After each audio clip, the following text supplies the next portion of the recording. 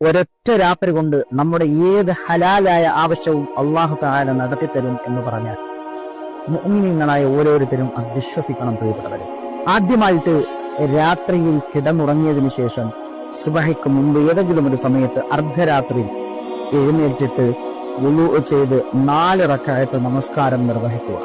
ഓരോ റക്അത്തിലും സൂറത്തുൽ ഫാത്തിഹയും അതിനുശേഷം 10 ആയത്തുൽ കുർസി വീതം ഓതുക. ഒരു റക്അത്തിൽ 10, അങ്ങനെ 4 റക്അത്തിൽ 40 ആയത്തുൽ കുർസി പാരായണം ചെയ്യുക. ഈ 40 ആയത്തുൽ കുർസി ഓതിയതിനു ശേഷം നമസ്കാരം പൂർത്തീകരിക്കുക. നമസ്കാരം സാധാരണ റുക്കൂ സുജൂദൊക്കെ ചെയ്ത് നമസ്കാരം പൂർത്തീകരിക്കണമല്ലോ. അങ്ങനെ സാധാരണ നമസ്കാരം പൂർത്തിയാക്കിയതിനു ശേഷം ദുആ ചെയ്യുക. എന്താണ് നമ്മുടെ ആവശ്യം അള്ളാഹുവിനോട് പറയുക. കാര്യം ഒന്നാമത്തെ കാര്യം, ആ സമയം വല്ലാത്ത ശ്രേഷ്ഠത നിറഞ്ഞ സമയമാണ്. അതുപോലെ തന്നെ രണ്ടാമത്തെ കാര്യം, ആയത്തുൽ കുർസിയാ പാരായണം ചെയ്തത്. 40 ആയത്തുൽ കുർസി. അള്ളാഹു ഉറപ്പായും ആ സമയത്ത് നമ്മൾ എന്ത് ചോദിച്ചാലും തരും എന്നുള്ളതാണ്.